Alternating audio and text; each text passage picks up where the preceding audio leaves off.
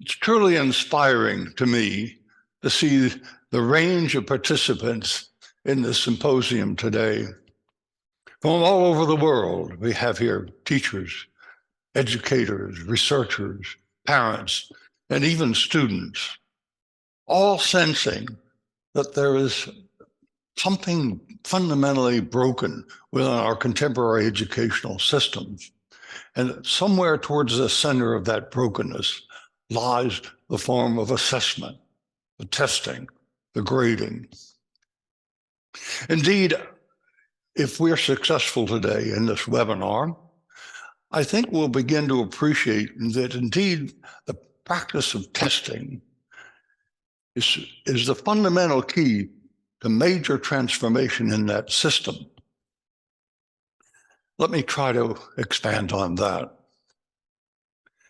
Now, in terms of testing or grading itself, I think we're all basically aware of the traditional problems which have been accentuated, indeed, within recent years of competition, high-stakes testing, as it's called. We know that students suffer year after year, month after month, week after week, their well-being impaired by the anxiety of having to be tested against each other. How will I rank? Am I acceptable? What will my parents think of me? What will my teacher think of me? And indeed, what about my colleagues, my friends? Am I better than they are, worse than they are? The competition continues. And indeed, in the United States, at just this point, the amount of money spent on pharmaceuticals or antidepressants, anti-anxiety drugs for adolescents is skyrocketing. And we all know of the toll of suicidal deaths taking place among high school students in competitive nations of the world. Those things are pretty well known, pretty well documented. We also know that testing takes a toll on learning, the very love of learning, curiosity, what it is to want to know. And indeed, young people are ambitious about knowing. They're interested in many, many things. They just don't happen to be on the curriculum of our schools. So what we require then is essentially the passing of tests, where students are basically interested in how I can make the best test scores. So that testing indeed shapes the interest of the students, which is to say, interested in scoring. There was a cartoon featured in a weekly news magazine here in the United States. It's a college graduate. He's just graduating, he's filled with his robes, he's greeting his parents, and he says, "Hooray, hooray, I don't have to learn anything ever again." That's the approach we have towards education.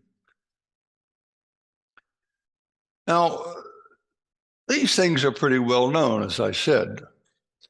Where it becomes more threatening and more important is when you consider what education is in terms of the needs of the future. This system, basically, the system of education is basically over a century old, and yet the world has changed enormously. And we know at this point that what we need to know, what we need to prepare for, we cannot predict.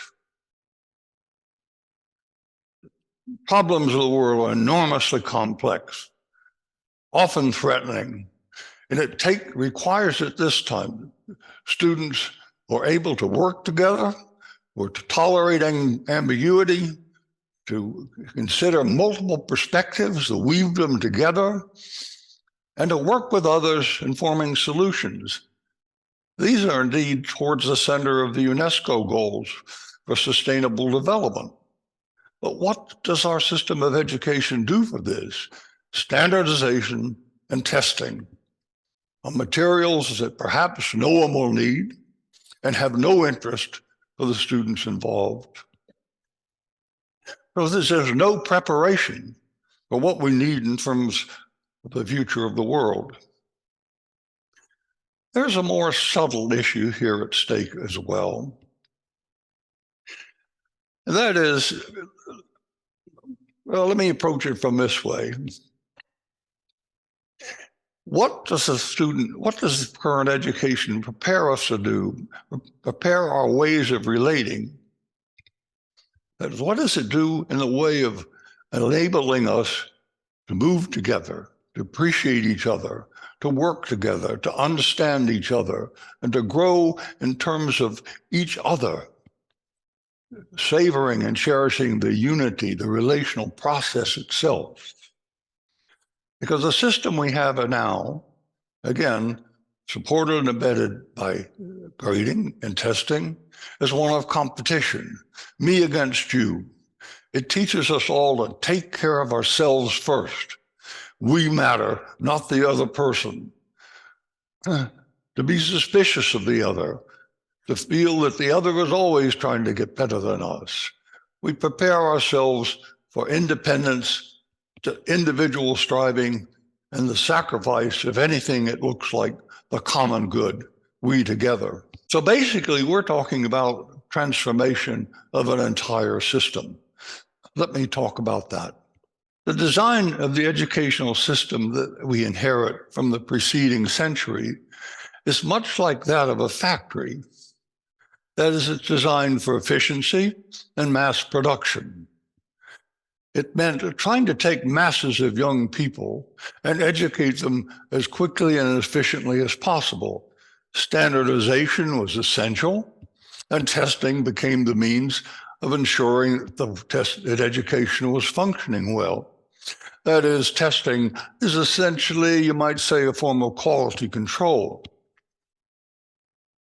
Now that system, again, is industrial in its nature. It is a rational system with each unit designed to do its thing, to function on its own. That is, you have an administrative function, which has its demands and requirements, and teaching, which also one trains for and has its requirements and standards, and then students for whom we test. It's essentially a mechanistic system where all the relations are mechanical. Again, it's designed for one thing, and that is to produce high education, low cost, efficiently as possible. Now, consider the forms of relationship that are built into that system.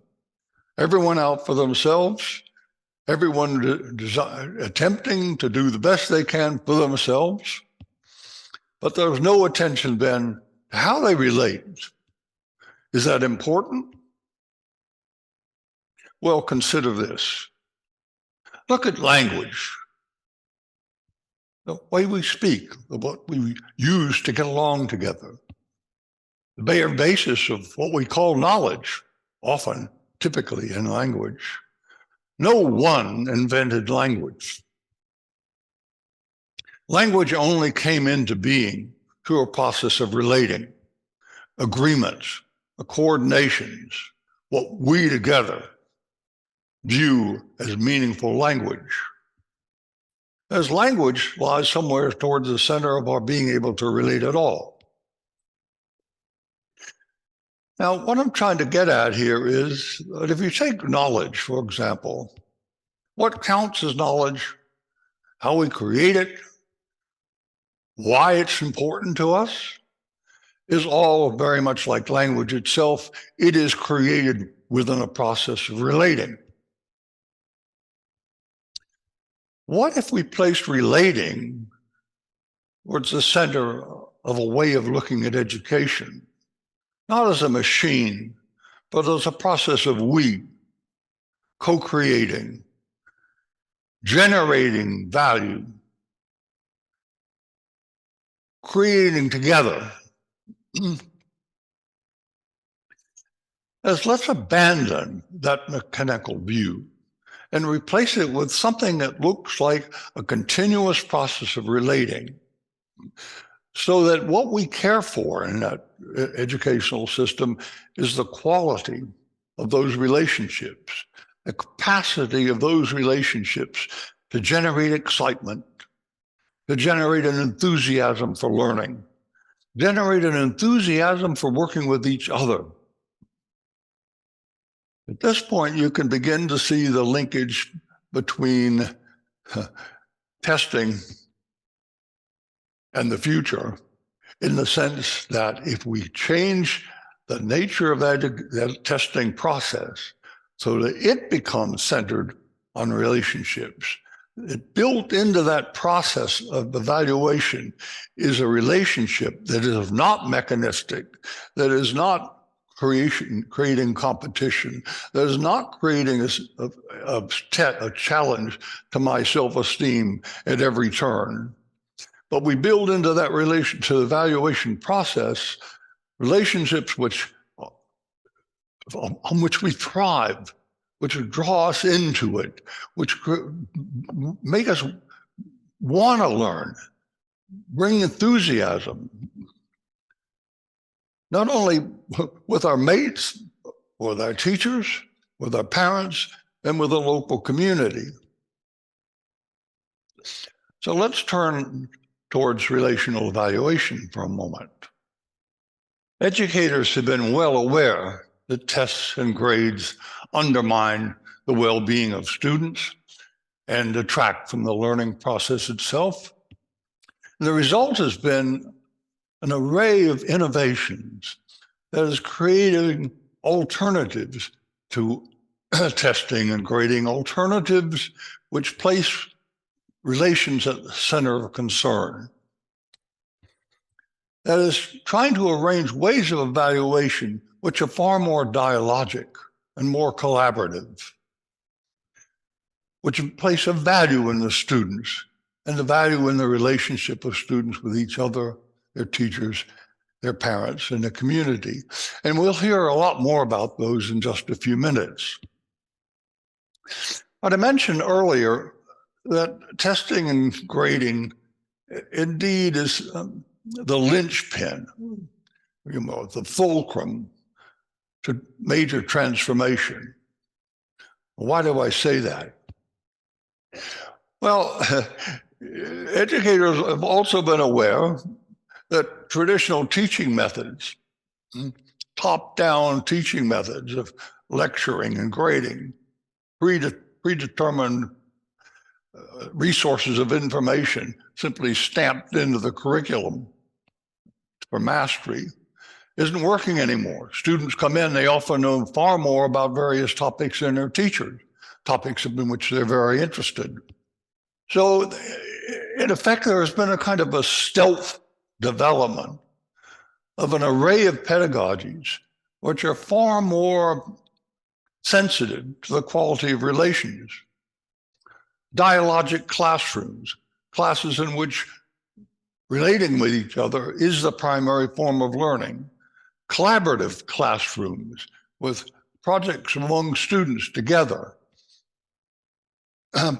Project-based learning, in which we together, groups together, work on projects, trying to solve complex problems together. These are exciting pedagogies. They work.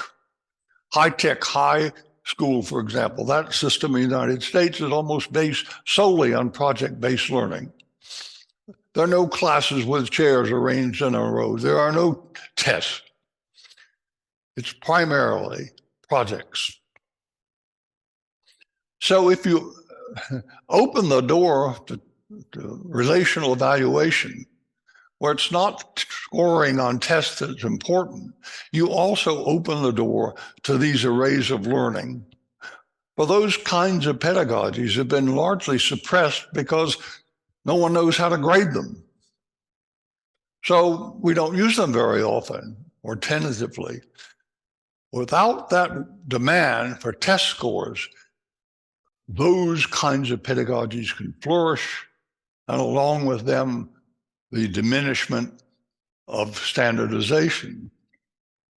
So here you begin to see, you transform the testing, the relationally centered evaluation, you also transform the forms of learning, and you transform the demands for standardization, and you create a culture in which the process of relating, of working together, not for oneself, but within relationships, becomes central.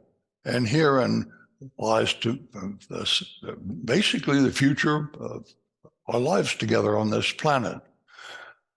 So testing may seem a small part of the educational problem or challenge, but indeed, if we can work on that, it opens the way to the future. Thank you.